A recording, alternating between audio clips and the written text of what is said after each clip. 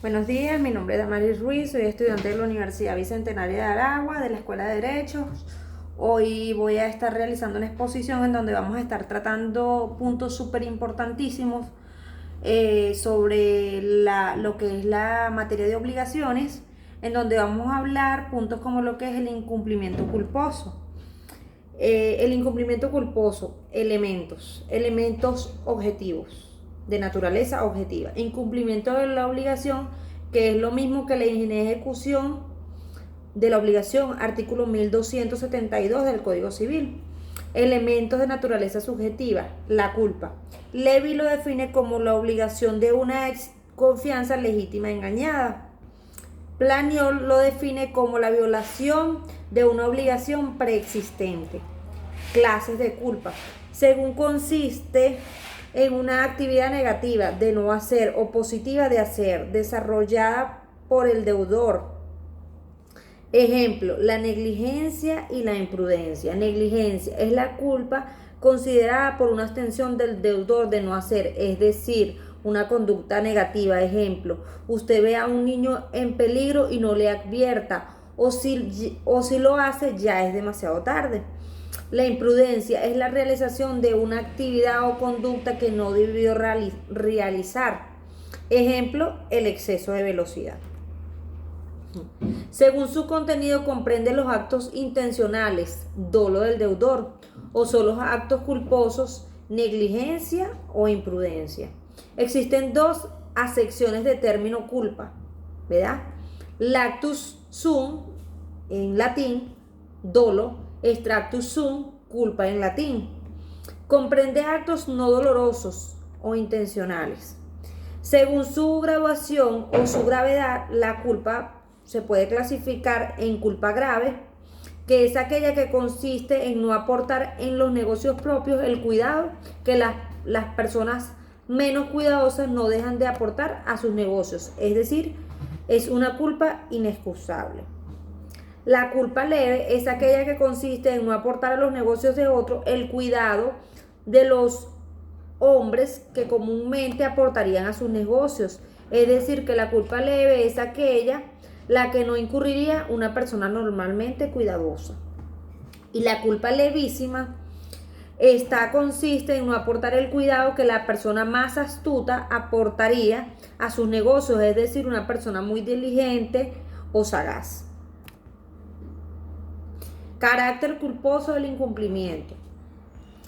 La culpa del deudor es la que comprende tanto los actos intencionales, como es el dolo, y los actos propiamente culposos, como mencionamos anteriormente, negligencia o imprudencia. Esto en un sentido amplio. El sistema de apreciación de la culpa del deudor. Este va a depender de la conducta desarrollada por el deudor cuando incumpla su obligación en el momento. El deudor responde de su incumplimiento. No importa el grado de culpa. Grave, leve, levísima. Artículo 1270 del Código Civil. En materia de obligaciones contractuales, el deudor no responde por culpa levísima. A diferencia de la obligación extracontractual, que el deudor responde por todos los tipos de culpa, incluyendo la culpa levísima. En materia de incumplimiento culposo, la larga de la prueba corresponde al acreedor y al incumplimiento. Caso fortuito y de fuerza mayor. Es un evento que, a pesar de que se puede prever, no se puede evitar. Doctrínicamente en el derecho, el caso fortuito es el escalón posterior a la fuerza mayor, que es aquel evento que no pudo ser previsto y que, de haber sido, no podría haberse evitado. La ley habitualmente les da un tratamiento similar. A veces las confunde en ambos casos, pero existen diferencias entre ellas, y a continuación les voy a mencionar diferencias prácticas entre el caso fortuito y fuerza mayor. Si bien ambos conceptos suelen ser difusos y en muchos casos las legislaciones lo confunden por las doctrinas jurídicas, consiguen señalar que si bien se puede ocasionar una obligación o cumplir una obligación que incumplió por caso fortuito en el deudor, No se puede exigir nunca que una obligación que se incumplió por fuerza mayor. Comúnmente se llama caso fortuito a lo que acontece inesperadamente, a lo que es impredecible, a lo de fuerza mayor, a lo irreversible, algo que pasó y que no se puede revertir. Es inevitable que suceda. Fuerza mayor. Voy a definir un poco más lo que es fuerza mayor para que entiendan. La fuerza mayor o causa mayor, también conocida como mano de Dios. En latín, vis maior. Es un hecho que no se puede evitar y que tampoco se puede prever. Tiene gran importancia en el derecho a la hora de establecer responsabilidades por los daños. Terceros. La posición del tercero no es siempre la misma, aun cuando cumple con la obligación ajena. Hay terceros que de algún modo están implicados en la obligación y que aunque no sean propiamente deudores deben responder al momento determinado o en un momento determinado. Los casos menos frecuentes son los pagos realizados por los terceros totalmente extraños a la relación obligatoria. Terceros y el acreedor. Cuando el pago es realizado por solventes, el acreedor no tiene más remedio que aceptar el pago siempre y cuando sirva para extinguir la obligación existente, para no concurrir en moras, aun cuando oponerse en casos excepcionales, aun cuando pueda oponerse en casos excepcionales. En los casos en que el acreedor niegue al tercero, puede consignar el bien.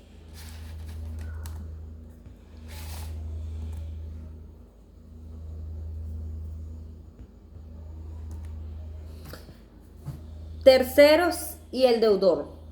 Los distintos efectos que se atribuyen al pago por terceros vienen determinados de la actitud que puede adoptar el deudor ante el pago. El deudor puede aprobar o conocer el pago, también puede ignorarlo. Aunque sea la actitud del tercero, tienen diferentes acciones a su alcance para hacer valer su crédito después de haber pagado la deuda ajena. En el caso del tercero y el deudor. Efectos del pago por tercero. El principal efecto del pago por tercero es la extinción de la obligación ajena, produciéndose al mismo tiempo otros efectos que tienen origen en ese pago realizado. El pago a terceros. Cuando nos referimos a la figura del pago a terceros, estamos hablando de la persona legitimada para recibir el pago con la capacidad suficiente, que no es más que el destinatario al pago, el cual puede ser el acreedor original o haber venido colocado en la posición anterior ocupada de este existente, ya sea por transición in mortis, causa, es decir, la persona muera, o por la relación intervivos, sea cesión de créditos o subrogación. Se hace un tanto compleja la figura del acreedor, ya que puede surgir una serie de vicisitudes en este caso. La pérdida de la cosa debida, estipulada en los siguientes artículos del Código Civil. Artículo 1182 del Código Civil. Quedará extinguida la obligación que consista en entregar una cosa determinada cuando ésta se perdiere o destruyere sin culpa del deudor y antes de éste haber constituido la mora o en mora. Artículo 1183 del Código Civil. Siempre que la cosa se hubiera perdido en poder del deudor, se presumirá que la pérdida ocurrió por su culpa y no por casos fortuitos, salvo pruebas en contrario, sin perjuicio de lo dispuesto en el artículo 1096 del Código Civil. Artículo 1184 del Código Civil. También quedará liberado el deudor en las obligaciones de hacer cuando la prestación resulta legal o físicamente imposible. Artículo 1185 del Código Civil. Cuando la deuda de cosa cierta determinada procediera del delito o de falta, no eximirá al deudor del pago de su precio, cualquiera que hubiera sido el motivo de la pérdida, a menos que ofreciera por él la cosa al que le debieran recibir, este hubiese sin razón negado a aceptarla. Se hubiera negado sin razón alguna a aceptar dicho pago. Artículo 1186 del Código Civil. Extinguir la obligación por la pérdida de la cosa corresponderá al acreedor todas las acciones que el deudor tuviera en contra terceros por razones de esta. Bueno, esta fue toda mi exposición, espero que les haya gustado. Trabajamos con mucho cariño para ustedes, somos los estudiantes de la Universidad Bicentenaria de Aragua y brindamos esta información para que generen herramientas de aprendizaje a otros estudiantes de otras casas de estudio y de nuestras casas de estudio.